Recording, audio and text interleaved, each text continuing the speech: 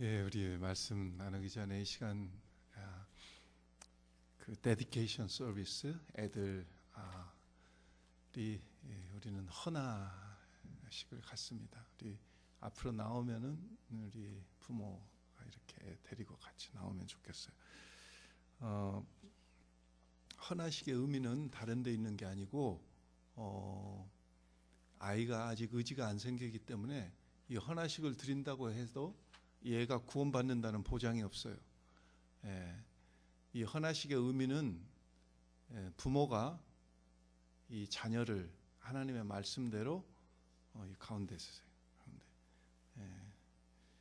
부모가 이 자녀를 하나님의 말씀대로 잘 기르겠습니다 하는 그런 약속입니다. 그게 헌화식이에요. 그래서 여러분들이 이 에버렛이 지금 아직 한 달 지났나? 네, 한 달 좀 지났어요. 네. 6 weeks, almost 6 weeks인데 이렇게 부모의 믿음으로 이렇게 나와서 이 헌화식을 갖게 됐습니다. 여러분들도 기도하는 마음으로 또 우리 에버렛을 축복하는 마음으로 같이 참여하시면 좋겠어요. 제가 먼저 축복하고 기도하기 전에 이건 부모의 믿음이기 때문에 부모들이 잠깐 오른손을 들고 저를 따라서 같이 하나님 앞에 서약을 해야 돼요. 그래서 one by one, word by word, you just repeat after me. 나 송유진은 한소리는 송한소리라고 해야지. 똑같이 해야 돼요, 부모가. 송한민 아기를 하나님이 주신 선물로 알아 하나님의 사랑과 교훈으로 양육하며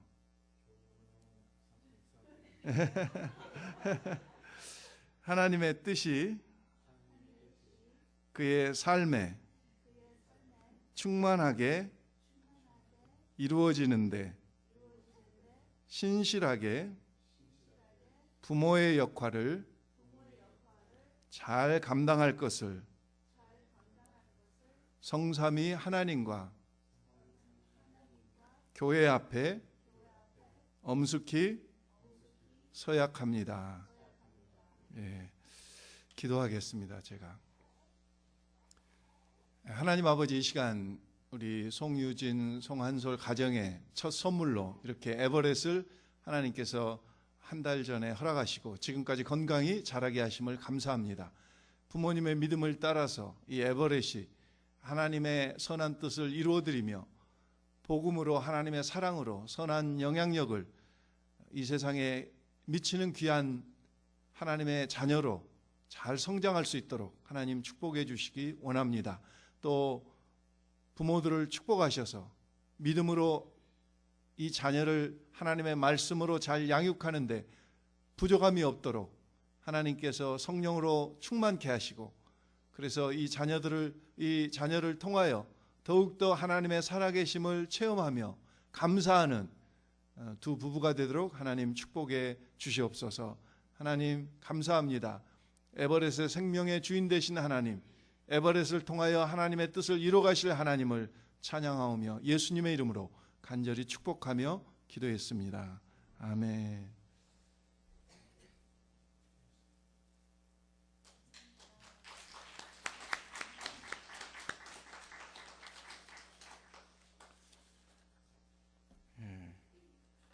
그래서 이제 구원의 문제와는 전혀 상관이 없어요.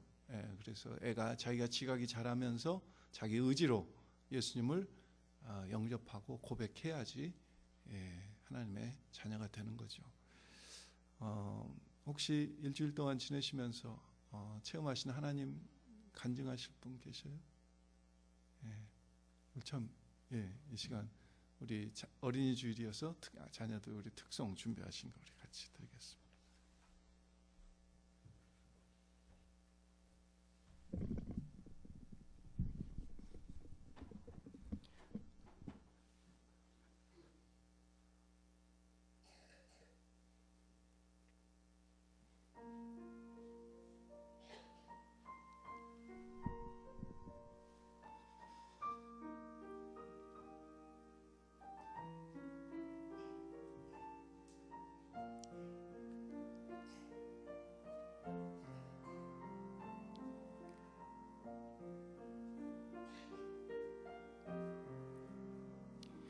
나의 은총을 입으니여 너를 아노라.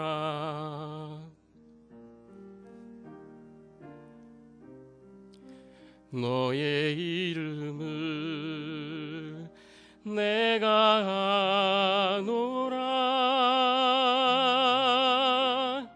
나의 사랑을 아느니여 함께 가노라. 내가 친히 함께 가노라.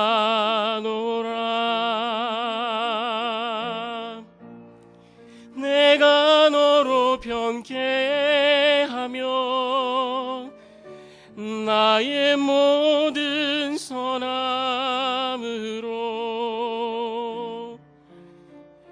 너의 앞을 지나며 나의 이름으로 너를 지키리라. 나의 은총을 입으니여 나의 사랑을 아느니여 내가 너를 축복하노라.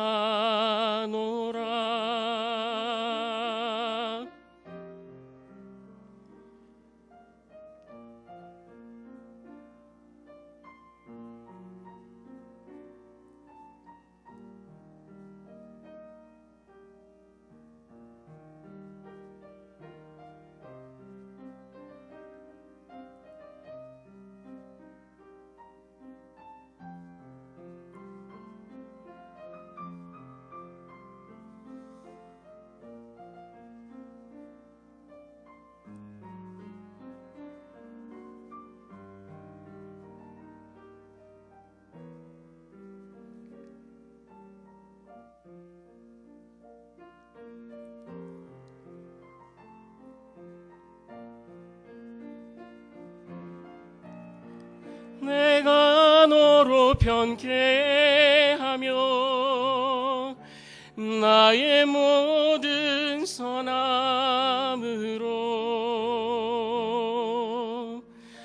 너의 앞을 지나며 나의 이름으로 너를 지키리라. 나의 은총을 입으니여 나의 사랑을 아느니여 내가 너를 축복하노라. 내가 너를 축복하노라.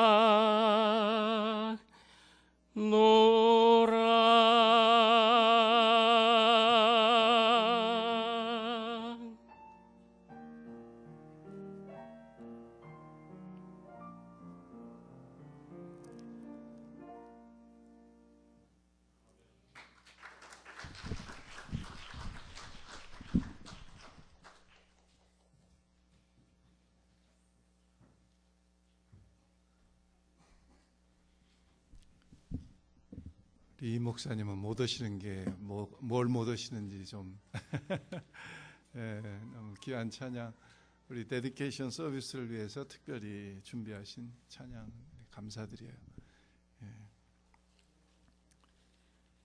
우리 자녀들을 주신 하나님 참 감사하고, 우리 자녀들이 잘 자라가는 것을 보면서 더 감사하고, 그렇죠? 오늘 하나님 말씀은 에베소서 6장 4절 한 절 말씀 다 함께 일어나셔서 같이 우리 합독하고 말씀 잠깐 나누겠습니다. 에베소서 6장 4절 한 절 말씀입니다. 같이 우리 합독합니다. 또 아비들아 너희 자녀를 노엽게 하지 말고 오직 주의 교양과 훈계로 양육하라. 아멘. 우리 같이 좀 환영하고 우리 사랑하고 고백하겠습니다. 인사하겠습니다.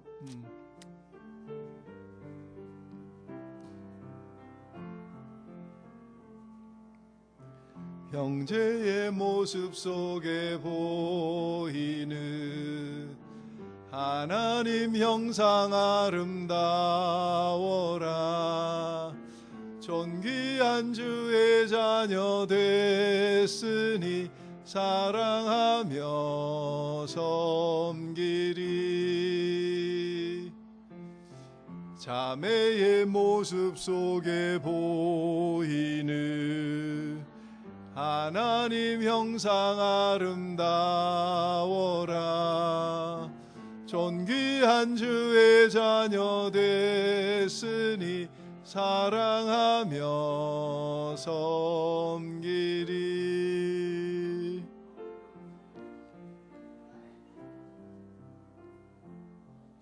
김 집사님, 거기 문을 좀 닫아주세요. 제가 이 강단에 서면은 거기 햇빛이 들면은 눈이 반사돼 가지고 제가 설교할 때 좀 불편해요. 그래서 그 뒷문을 예배가 시작하면은 꼭 좀 잘 닫아주시면 좋겠습니다.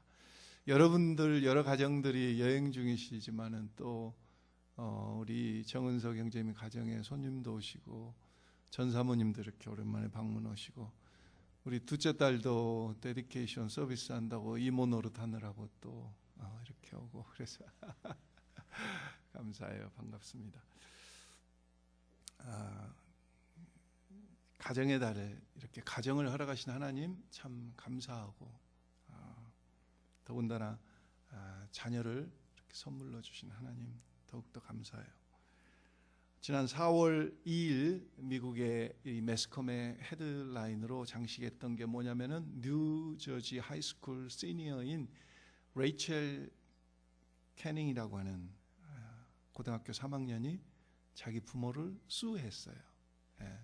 그래서 미국 매스컴에서 그게 아주 화제가 됐습니다.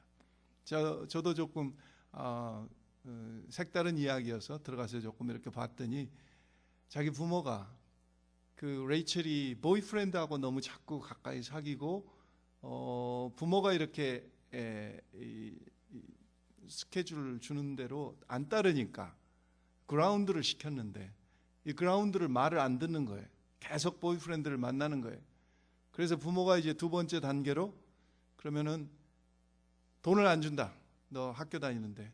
그랬더니 얘가 집을 나간 거예요. 그래서 친구 집에 가가지고 학교를 다니면서 변호사를 써가지고 부모를 수를 한 거예요. 물론 그 뒤로 다시 집으로 돌아갔지만은 참 보기 드문 그런 일이었습니다.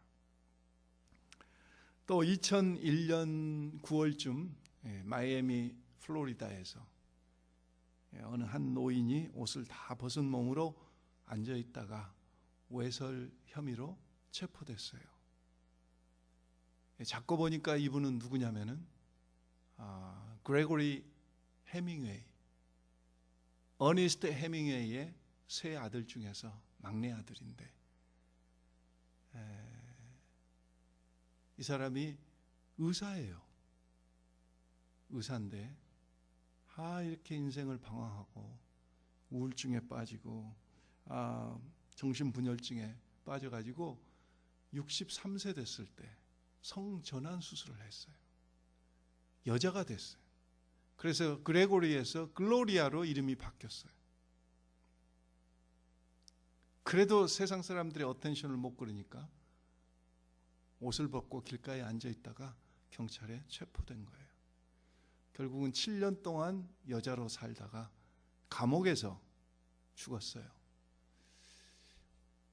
우리가 해밍웨이 소설을 즐겨 읽지만은 사실 해밍웨이는 4번 결혼하고 4번 이혼한, 그리고 그 사이에 자녀들이 여러 명 있었는데 전혀 헤어진 아내와 자녀에 대해서 케어를 하지 않는 그런 아주 무책임한 아버지였고 이기적인 가장이었습니다. 그래서 이런 그레고리와 같은 아들이 나오고 나머지 자녀들도 이렇게 많은 상처와 아픔 속에서 그렇게 인생을 살았던 것을 읽었습니다. 여러분, 해밍웨이가 어떤 문학에서는 자기 한 뭐 길을 걸었고 그랬을지 모르지만은 이 자녀들에게 전혀 무책임한 아빠로 많은 상처를 남긴 그 열매들을 우리는 보면서 이 부모의 역할이 얼마나 중요한가. 부모의 역할은 죽을 때까지 부모입니다.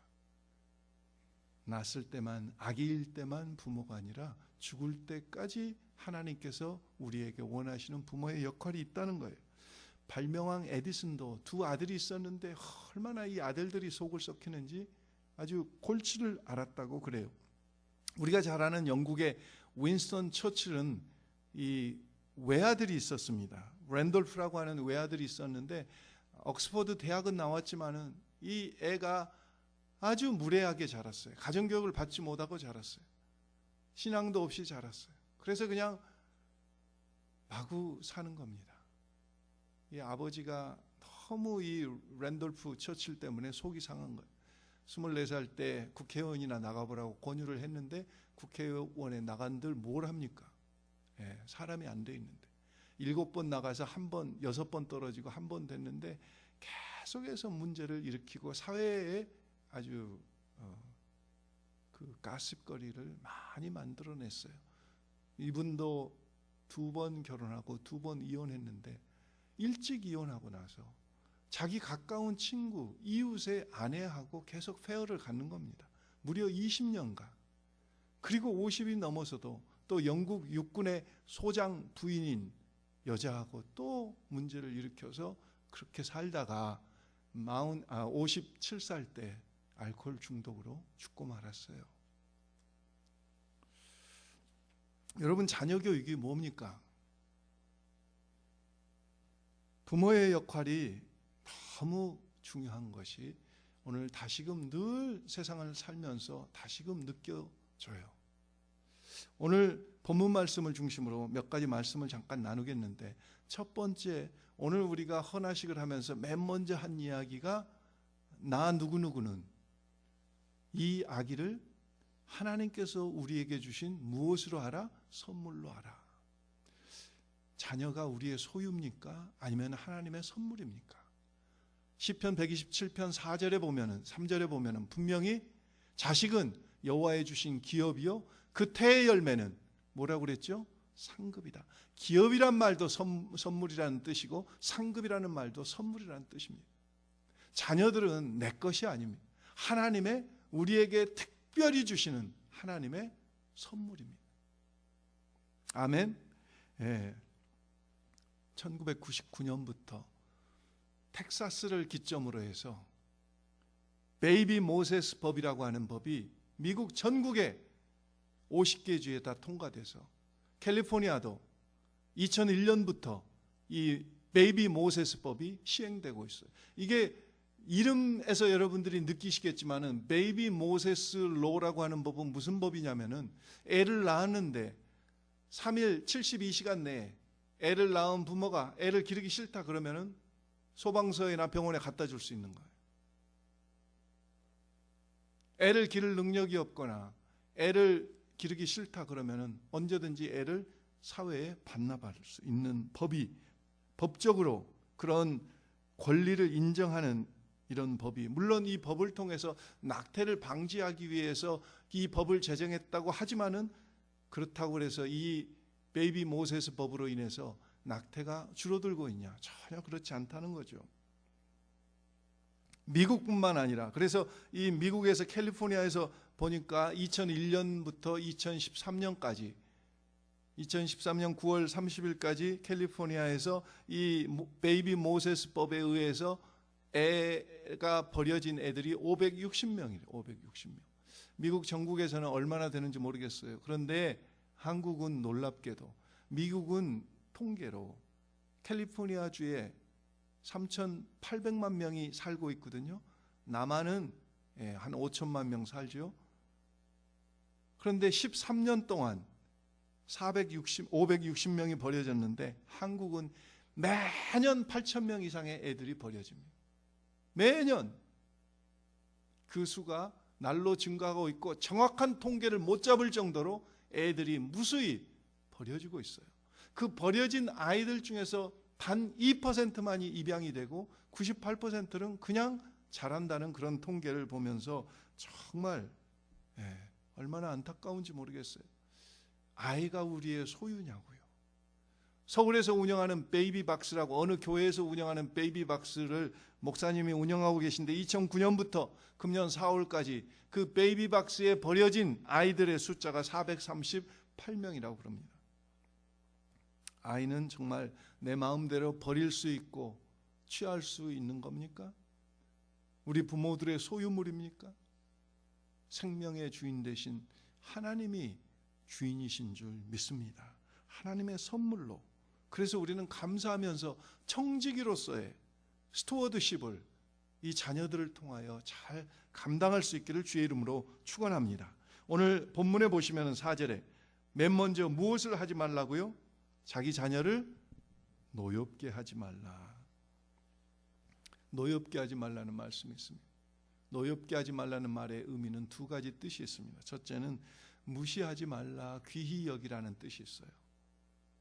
귀히 여기라. 어느 부모는 너무 귀히 여겨서 탈이에요. 집착하고 과잉 보호해서 탈이에요. 그런데 무시하지 말라, 귀히 여기라. 아이들도요, 화병이 있답니다. 어른만 화병이 있는 게 아니라 아이들의 화병이 어디서 생기냐면은 부모하고 관계에서 생기는 거죠. 흔히 쉽게 이야기하는 욕구 불만 때문에 아이들이 화병이 생겨요. 그래서 대소변을 못 가리고 짜증 부리고 변비가 생기고 야뇨증이 생기고 발달장애, 언어장애, 학습장애, 이런 모든 장애들이 애들의 화병으로부터. 근데 그 애들의 화병은 부모와의 이 관계 속에서, 부모에게 무시당할 때 애들이 말을 안 하지만은 화병이 생기는 거죠. 로마 제국 말기 때 대조적인 두 여인이 있었습니다. 한 여인은 아그리피나라고 하는 여인이고 한 여인은 모니카라고 하는 여인입니다. 우리가 잘 아는 대로 이 아그리피나라고 하는 여인의 아들은 하나 있었는데 누구냐면 네로라고 하는 아들이 있었어요. 이 아그리피나 어머니는 네로를 너무 사랑했습니다. 여러분, 네로가 젊었을 때 굉장히 똑똑했거든요. 천재적인 그런 그 머리가 있었거든요. 어머니가 볼 때 너무 아까운 거예요. 이 아들에 비하니까 자기 남편 이 황제는 그냥 우습지도 않은 거예요. 그래서 자기 남편을 죽입니다. 자기 남편을 죽여요, 아내가. 자기 아들이 빨리 황제 되게 만들기 위해서. 그래서 네로가 황제가 됐어요. 아그리피나 어머니의 염원대로. 그런데 황제가 된 이 네로는 다시 자기 어머니를 죽입니다. 뭘 배웠겠어요?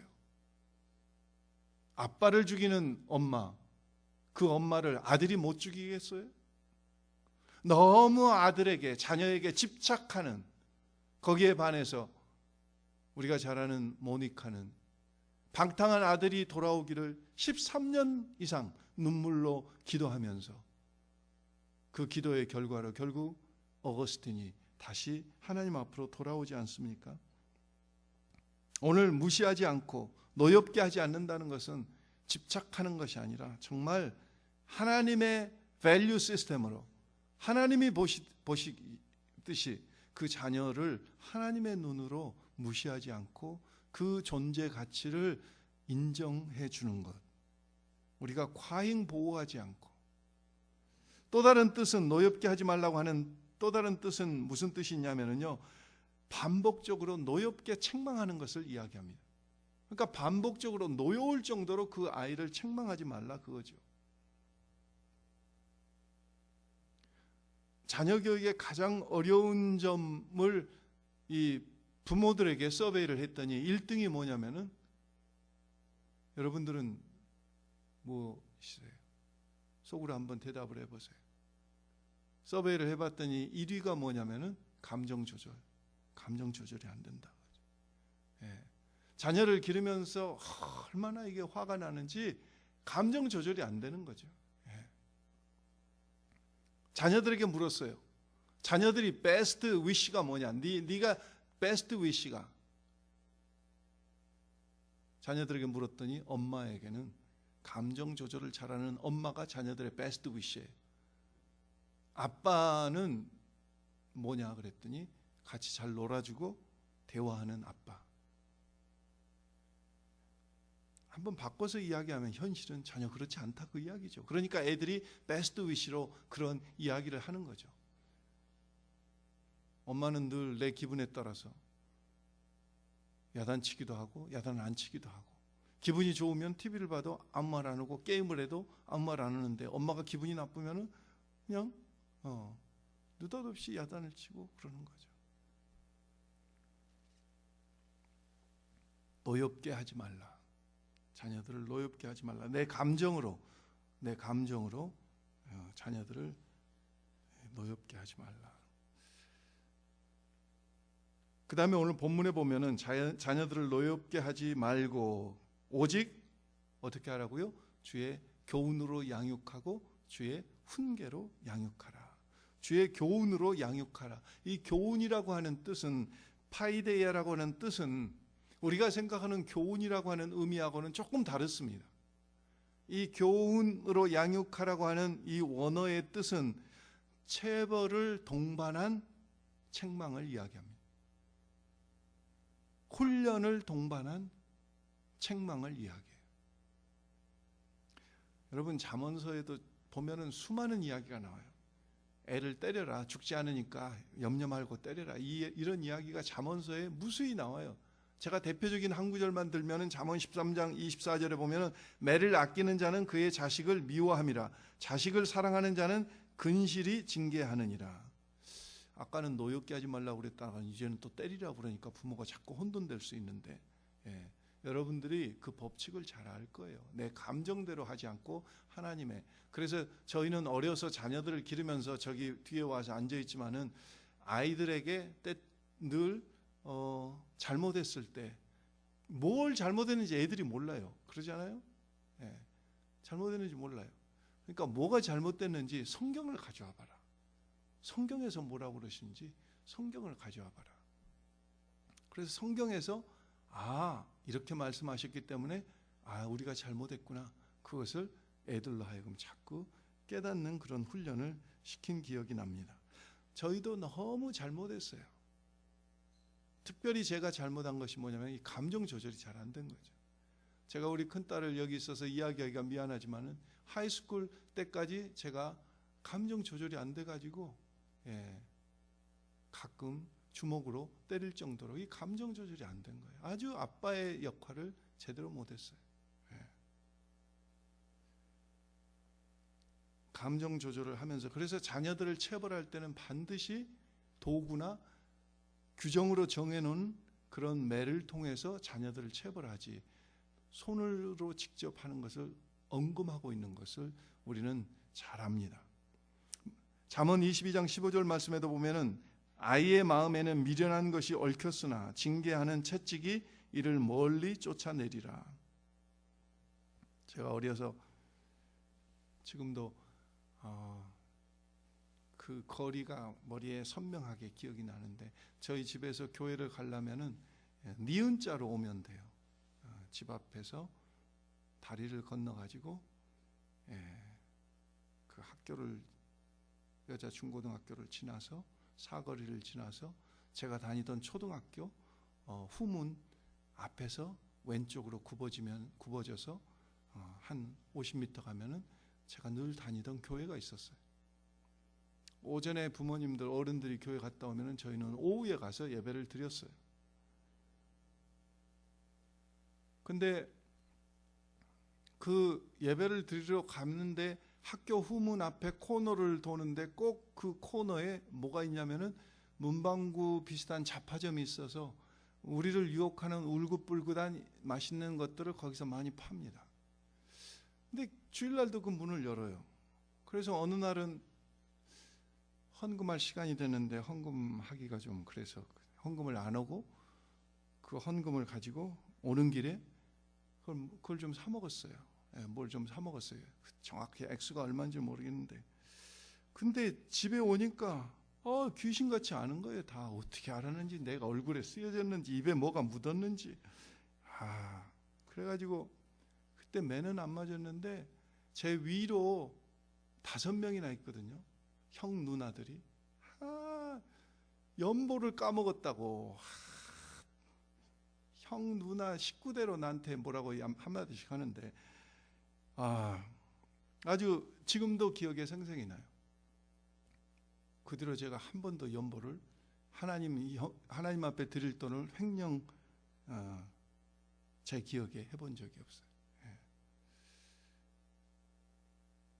그런데 우리가 이 교훈을, 자녀들을 교훈으로 양육할 때 감정 조절을 잘하라고 그랬는데, 그 세 가지를 교훈으로 양육할 때 세 가지를 늘 기억해야 한다고 그러죠. 첫째는 감정 조절을 잘해야 되고, 두 번째는 그 자녀 아이에게 모욕을 주지 말아야 된다. 근데 어렸을 때 여러분들 그런 기억이 나신지 모르겠지만은, 저는 중학교 다닐 때 우리 집에 제가 사는데 어느 날 아침에 옆집에 그 동생이 초등학교 한 3학년이나 됐는데 얘가 빨가벗고 키를 쓰고 왔어요. 그러니까 초등학교 한 2학년 3학년 될 때 저녁에 자다가 요에다가 오줌 싸면은 왜 아침부터 이 빨가벗겨가지고 키를 씌우고 이웃집 가서 소금을 얻어오라고 그랬는지, 아주 미신적인 풍습이지 않습니까? 소금을 얻어온다고 그래서 그게 고쳐질 바도 아닌데, 모르겠어요. 그렇게 모욕을 줘가지고 그게 고쳐지는 건지. 그런데 자녀들을 교훈으로 양육할 때 두 번째가 모욕을 주지 말라는 거죠. 그러니까 그 이야기는 무슨 이야기냐면은, 여러 식구들이나 다른 사람이 있을 때 그 잘못을 지적해서 야단치지 말고 부모가 개인적으로 1대1로 만나서 이야기를 하라, 그런 의미죠. 그 다음에 세 번째는 사랑으로 일관성 있게 교훈으로 양육하라 거죠. 일관성 있게, 애들이 혼돈되지 않게 일관적인 persistent한 그런 기준을 가지고 애들에게 이야기해야지, 이 기준이 우리 가정의, 우리 패밀리의 룰이구나 하고 이게 잘 알아듣는데, 아빠는 이렇게 이야기하고 엄마는 저렇게 이야기하고 그러면은 애들이 혼돈된다 그거죠. 사무엘상에 보면은 우리가 아는 대로 엘리 제사장의 두 아들이 있습니다. 엘리 제사장의 두 아들, 사무엘상 2장 12절에 보면은 이 흠니와 비느하스를 성경은 어떻게 기록하고 있냐면은, 저들은 불량자다, 하나님을 알지 못하더라. 흠니와 비느하스는 불량자, 하나님을 믿지 않는 자들이에요. 그런데 그 이유가 사무엘상 2장 29절에 보면 그 이유가 기록되어 있어요. 그 이유를 하나님께서 엘리 제사장에게 책망하시면서 말씀하시는 이유가 이렇게 기록되어 있습니다.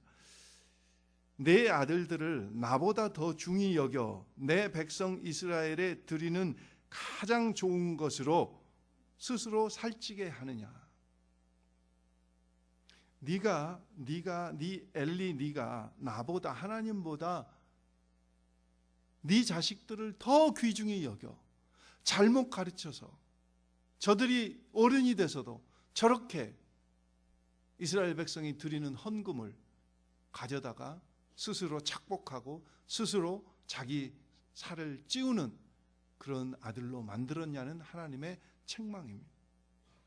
엘리 제사장이 제사장 역할은 잘했을지 모르지만은 그 자녀에 대해서 교훈으로 책망하며 양육하지 못했음을 하나님께 책망받고 있는 모습이에요. 우리 자녀들에게 교훈으로 양육하라는 그 말씀 속에 특별히 성경을 잘 가르쳐야 돼요. 아까 신명기 제가 6장 4절 이하를 읽어드렸지만은, 앉았을 때든지 서 있을 때든지 길에 갈 때든지 집에 있을 때든지 들판에 있을 때든지 여행을 할 때든지 너희들은 내가 준 이 하나님의 말씀을 자녀들에게 부지런히 가르치라. 그래서 요즘도 이스라엘을 가면은 호텔 방마다 그 하나님의 이 말씀, 이 쉐마, 이 신명기 6장 4절 이하를 넣는 그런 문갑 같은 것을 호텔 방 그 문설주에 다 붙여 놓고, 요즘도 이마에다가 박스를 만들어서 그것을 종이에 접어 가지고 머리에 차고 다니는 그런 사람들이 있지 않습니까? 그럴 정도로 그들이 하나님 말씀. 우리 디모데후서에 보면은, 디모데후서 1장이나 디모데후서 3장에 보면은 어머니 누굽니까? 유니스, 외할머니 로이스가 하나님의 말씀으로 디모데에게 어려서부터 잘 가르쳤어요. 양육했어요. 그것을 리마인드 그것을 사도 바울이 알 정도로, 그래서 사도 바울이 이 디모데에게 편지를 쓰면서 너는 네 어머니 유닉의 내 외조모 로이스에게 받은 그 교훈을 그 교훈에 창념하여 그 교훈을 떠나지 말며 그 말씀을 떠나지 말며 그 말씀에 거하라고 권면할 정도로 이 어머니와 외할머니가 말씀으로 디모데를 잘 가르쳤음을 우리는 알 수 있어요. 네 번째는 오늘 그 본문에 보니까 뭐라고 그랬습니까? 너희 자녀를 노엽게 하지 말고 오직 주의 교훈으로 양육하라. 그 다음에 훈계로 양육하라. 훈계로 양육하라고 하는 말씀은 누데시아라고 하는 말인데, 이 말은 무슨 뜻이 있냐면은, 훈계라고 하면은 도리어 더 조금 전에 제가 교훈을 이야기할 때 훈련과 체벌을 동반한 책망이라고 말씀드린 그 뜻에 더 가깝게 느껴지지만은, 사실은 훈계라고 하는 단어는 말로 하는 교훈입니다. 요즘으로 말하면은 대화를 하라 그러죠. 자녀들과 대화로 양육하라. 자녀들에게 발표하게 하고 자녀들의 이야기를 들어줘야 됩니다. 부모들이 자녀들의 이야기를 좀 들어줘야 돼요. 그들의 고민을 어디 가서 이야기할 데가 없어요. 부모들에게 좀 들어줘야 돼요. 부모들이 좀 들어줘야 돼요. 대화로. 덴마크의 유명한 세계적인 동화 작가인 한스 안데르센이라고 하는 19세기의 유명한 동화 작가는 불우한 환경에서 자랐습니다. 태어났고 아버지가 구두 수선공이었어요. 그런데 그런 환경에서 자라면서 이 안데르센의 아버지는 이 어린 이 안데르센에게 끊임없이 대화를 하면서 가장 좋은 친구가 되어줬어요. 그래서 책을 읽어주고 함께 여행을 하고, 그러면서 이 안데르센의 상상력이 개발되어서 우리가 아는 대로 그 재밌는 미운 오리새끼라고 하는 동화든지, 또 누굽니까, 그 나이팅게일이라고 하는 동화든지, 세계적인 그 동화들을 안데르센이 쓰게 된 거예요. 대화로 말미암아 생겨진 부모와 자식 간의 그 신뢰감이 상상력을 부추겼고, 그러니까 자녀들 편에 서서 그 고민을 좀 이해해주고 들어주고 대화로, 많은 인내가 필요하죠. 저는 이삭이 창세기 22장에 보면은 모리아산에 가서 잡힐 때 나이가 흔히 20세라고 그러고 아브라함은 120살이라고 그럽니다. 120살 먹은 아버지가 결박해서 칼 들어서 찔러 죽이려고 할 때, 그때까지 이 20살 먹은 이 이삭이 어떻게 그렇게 죽은 듯이 가만히 있을 수 있을까? 20살 먹은 청년 이삭이 120살 먹은 아버지를 밀쳐뜨리고 일어나려면 얼마든지 일어날 수 있는데 어떻게 이렇게 순종할 수 있었을까? 성경은 그냥 믿음으로 순종했다고 히브리서는 그렇게 기록하고 있지만은, 저는 한번 성경을 묵상하면서 그런 생각이 들었어요. 아브라함이 이삭을 몇 살에 낳았죠? 100살에. 얼마나 귀하게 생각이 됐겠어요. 그래서 저는 이 아브라함이 이삭을 기르면서 100살짜리 이삭과 아버지 아브라함과 나이 차이가 100살인데 그 100살 한 세기를 뛰어넘어서 아브라함이 끊임없이 이삭과 같이 아기가 되고 이야기하고 그러면서 쌓아진 신뢰가 이삭으로 하여금 아버지에게 순종하게 만들지 않았을까? 아브라함 아버지가 이삭에게 끊임없는 하나님의 이야기를 해주었을 거예요. 아버지는 원래 이방인이었다. 원래 무당의 아들이었다.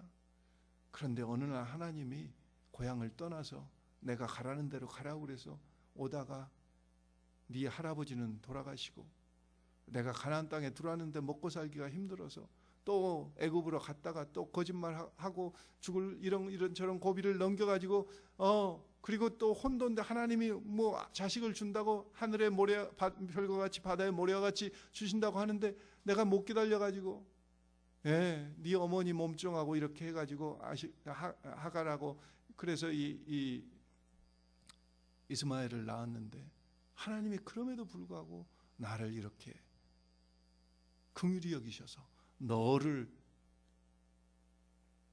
10년 뒤에 허락하시고 지금까지 그러면서 끊임없는 대화를 계속 했을 것 같아요. 특별히 모리아산을 향해서 며칠 갔다고 그랬죠? 성경에 3일 갔다고 그랬어요. 3일 동안 가면서 아브라함이 그냥 갔겠어요?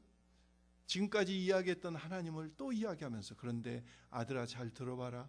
하나님이 3일 전에 내 꿈에 나타나셔서 너를 죽여서 하나님께 제물로 바치라고 그러는데 이거 어쩌냐? 그런데 지금까지 내가 경험한 하나님은 한 번도 나를 속이신 적이 없고 한 번도 나를 나쁘게 하신 적이 없는데 나는 그렇게 순종할 거야. 이삭아 너는 어떻게 생각하냐? 그러면서 계속적인 어떤 대화가 오고 간 중에 이삭의 마음속에 아버지가 신뢰되고 아버지의 하나님 야훼 하나님이 신뢰되었기에 그 이삭이 그 제단 불 위에 죽이려고 하는 아버지의 칼끝 아래 가만히 묵묵히 침묵하면서 순종하고 있지 않았을까? 반면에 오늘 우리 가정에서 자녀들이 반항합니다. 부모에게. 심지어 요즘은 사춘기가 일찍 와서요.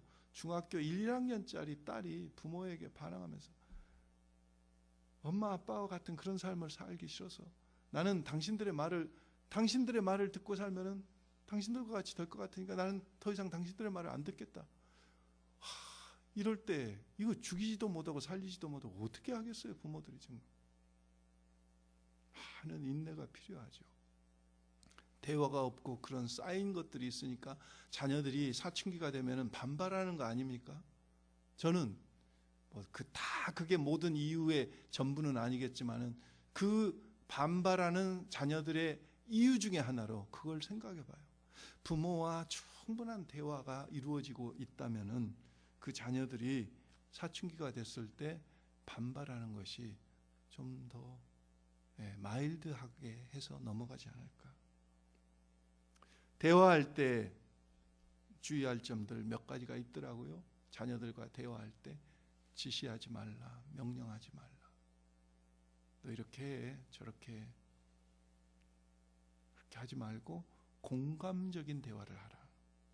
내 생각에는 이런 게 좋을 것도 같은데 내 생각, 아빠의 생각, 엄마의 생각을 이야기하지 내가 앱솔루트한 것 같이 강요하고 억압하고 지시하지 말라 그러죠. 공감적인 대화를 하게 하라 그러죠. 두 번째는 긍정적인 대화를 하게 하라 그러죠. 그거 하지 마, 저것 하지 마.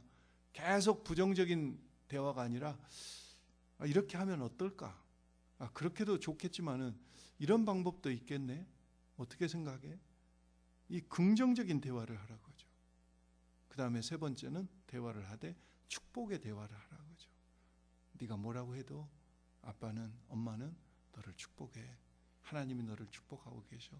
너는 하나님의 축복을 받아야 돼. 하나님의 축복 없이는 우리는 살 수 없어. 축복의 대화를 계속하는 거죠. 다섯 번째 제가 이 본문을 떠나서 생각해 본 것은 부모님의 역할입니다. 역할. 부모와의 갈등 때문에 청소년들의 10명 중에 7, 8명이 가출 충동을 느끼고 자살 충동을 느끼는데 그게 부모님들과의 갈등 때문에 그렇대요. 그러면서 이 아이들에게 물어봤는데 초등학생들, 중학생들 70% 이상은 자기 인생에서 롤 모델이 없다.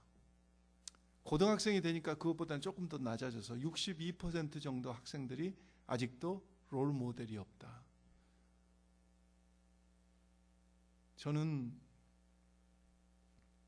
부모로서의 우리가 반드시 드려야 될 이야기는 뭐냐면은 자녀들이 너 이 세상에서 가장 존경하는 사람이 누구야? 그러면 주저없이 우리 아빠, 우리 엄마.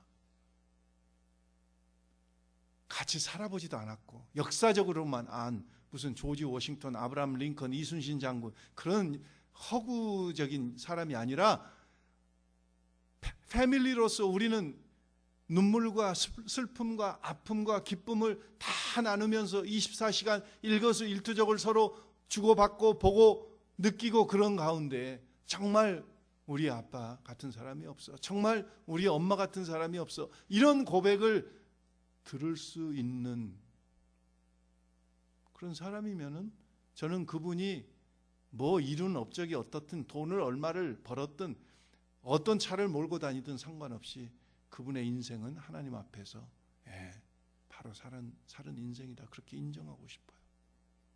자녀들에게.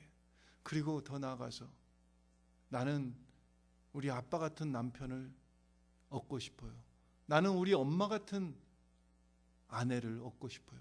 이런 고백까지 나온다면 더 금상첨화겠죠. 우리 부모들이 가정에서 롤 모델이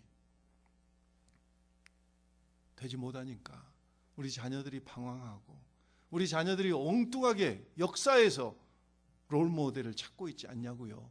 역사는 어차피 역사가들에 의해서 미화된 거예요. 조지 워싱턴 미국의 건국의 아버지라고 뭐 믿음으로 건국을 했다고 그러지만 그의 삶을 보면은요, 대통령 히스토리안들에 의해서 다 삶이 다 꾸며진 거예요. 어두운 면을 보면은요, 부끄러운 것들이 너무 많아요.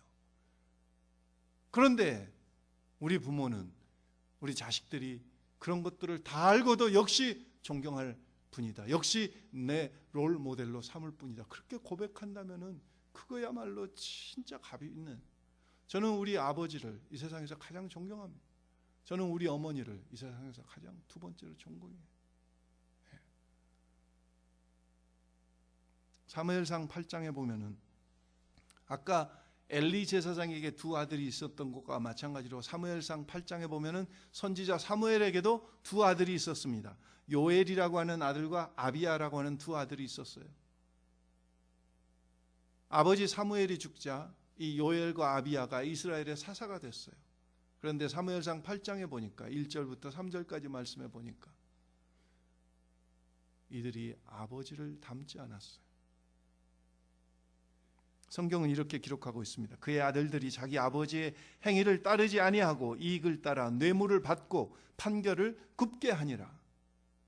그래서 백성들이 들고 일어났습니다. 요엘과 아비야는 우리의 사사가 될 수 없습니다. 왕을 세워주세요. 그래서 왕을 세우게 된 겁니다. 사무엘 선지자는 위대한 선지자였지만 아까 엘리 제사장과 마찬가지로 사무엘의 두 아들 아비야와 요엘, 이 두 아들들은 아버지를 롤 모델로 삼지 못했어요. 모르겠어요. 사무엘이 정말 어머니 한나가 기도로 낳은 아들이어서 기도에는 빼어났을지 모르겠는데 이 아들들을 양육하고 기르는데 요엘과 아비야를 위해서는 기도에 자기 어머니가 자기의 롤 모델이 됐듯이 자기가 이 요엘과 아비야의 롤 모델은 못 됐던 모양이에요. 오늘 집에서 가정에서 삶으로 정말 우리 부모들은 하나님을 사랑함을, 하나님을 경외함을 보여줘야 돼요. 자녀들에게 끌려다니면 안 돼요. 자녀들이 요즘 우상이 돼가지고 자녀들이 싫다고 그러면 교회를 안 가고, 자녀들이 오늘은 교회 안 가 그러면 안 가. 자녀들이 그 교회를 좋아하면 자녀들 때문에 그 교회를 정해. 자녀들이 하나님이 됐어요. 말씀을 정리하고 마칩니다. 특별히 어린 자녀들을 두는 부모님들, 자녀들의 인격 형성의 85%는 1살부터 6살까지 이루어진다고 합니다. 특별히 이 시기에 자녀들을 둔 부모들은 더 경각해서 신앙의 아름다운 인격들이 이 자녀들에게 형성될 수 있도록 기도하고 하나님의 말씀으로 그 자녀들을 잘 양육할 수 있어야 될 줄 믿습니다. 잠언 22장 6절에 보면 마땅히 행할 길을 자녀에게 가르치라. 그리하면 늙어도 그것을 떠나지 아니하리라 그랬습니다. 자녀들에게 가르치면 늙어도 그것을 떠나지 아니하리라. 무엇보다도 우리 부모님들이 복음을, 예수를 전하는 것을 주일학교 교사에게 양보하면 안 돼요. 자녀들에게 예수를 전해야 돼요. 복음을 전해야 돼요. 그래서 나에게 복음을 전해주신 분은 우리 부모님이십니다. 이렇게 고백할 수 있어요. 왜 그것을 주일학교 교사나 교회 목사에게 양보하셔요? 여러분들이 정말 예수를 만났고 정말 구원의 확신이 있다면 그 자녀들에게 무엇보다도 누구보다도 먼저 구원의 복음을 전해야 되지 않겠어요? 학교와 교회에 모든 것을 맡기는 그런 무책임한 부모가 아니라 일주일에 교회 와서 도대체 몇 시간 있습니까? 그런데 교회에 모든 것을 맡겨요? 정채봉 시인이라고 하는 분이 이런 시를 쓰셨더라고요. 콩신의 자녀교육. 콩신의 자녀교육. 광야로 보낸 자식은 콩나무가 되었고 온실로 들여보낸 자식은 콩나물이 되었네. 무슨 말씀인지 아시겠죠? 여러분 자녀들을 사랑하십니까? 하나님의 사랑으로. 우리가 정말 하나님의 긍휼히 여기심으로 값없이 십자가에 열리신 그 보혈로 우리는 하나님의 사랑을 받아요. 그 전에도 하나님이 우리를 사랑하셨지만은 예수 믿고 나서는 정말 하나님의 은혜로 하나님의 사랑을 받아요. 그 하나님의 사랑으로 우리 자녀들을 사랑할 수 있기를 주의 이름으로 축원합니다. 끊임없이 하나님께 여쭈어서 기도하면서 삼손의 아버지 마노아와 같이 하나님께 여쭈어야 돼요. 우리가 자녀들이 다 다르지 않습니까? 다 다르고 환경이 다르고 생각하는 것이 다르고 개성이 다르고 다 달라요. 그래서 마노아와 같이 하나님 이 아이를 어떻게 기르며 내가 어떻게 그에게 행하리오리까? 하나님 앞에 여쭈어야 돼요. 매일매일 하나님 앞에 기도해야 돼요. 오늘 우리는 부모 될 자격들이 없는 사람. 그럼에도 불구하고 하나님께서 긍휼히 여기셔서 그 귀한 생명을 우리에게 맡겨주신 거예요. 그 책임감을 가지고 다시 하나님 앞에 마노아와 같이 기도함으로 늘 주님 앞에 엎드리셔서 우리 자녀들을 통해서 하나님의 뜻이 온전히 이루어지는, 하나님의 뜻이 온전히 드러나는 그런 귀한 복된 우리 모든 부모님과 자녀들이 될 수 있기를 주의 이름으로 축원합니다. 기도하겠습니다. 살아계신 아버지 하나님, 우리 가정의 달을 또 저희에게 허락하시고 다시 한번 자녀들을 돌보게 하시고 주님 우리의 연약함과 잘못함을 회개케 하심을 감사드립니다. 부모로서 너무 무책임했고 어리석었고 자기 주관적이었고 너무 감정적이어서 내 감정대로 내 화대로 자녀들을 대할 때가 많았음을 주님 앞에 회개합니다.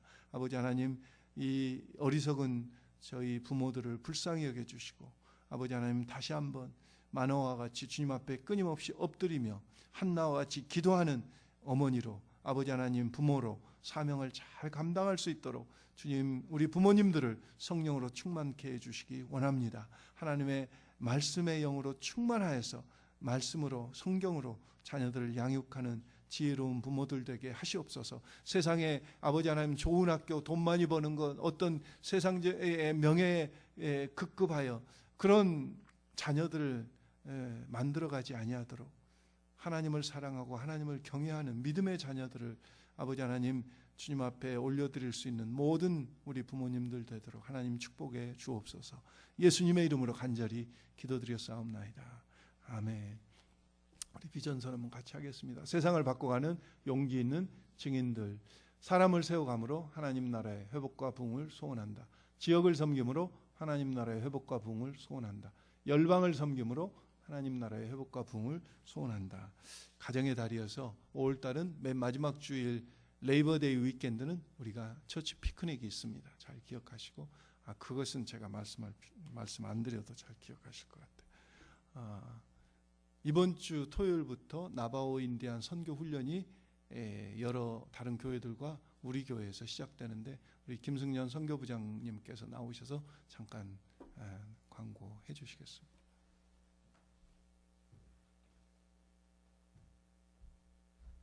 네, 안녕하세요. 네, 김세현 집사입니다. 한국에서는 지금 내일 5월 5일 어린이날이고 5월 6일 화요일날은 또 석가탄신이라서 4일간의 장거리 여유로 지금 서울에서 부산까지 한 10시간 걸린다고 지금 난리인데요. 네, 저희들은 이렇게 내일은 신코 데 메이오 멕시칸 독립기념일이고 또 노는 분도 계시지만 안 노는 분도 계실 텐데 이번에 여름에 저희들이 단기 선교지를 이제 휴가를 반납하고 가기로 했습니다. 그래서 원래는 저기 건해도 쪽이었었는데 이번에는 건해도 쪽에서 이렇게 미국 교회가 가기 때문에 남이 건축한 터 위에 건축하지 않겠다는 사도 바울의 정신을 이어받아서 이제 새로운 아무도 가지 않는 곳으로 저희들이 가게 되었습니다. 그래서 카이토라고 카비토라는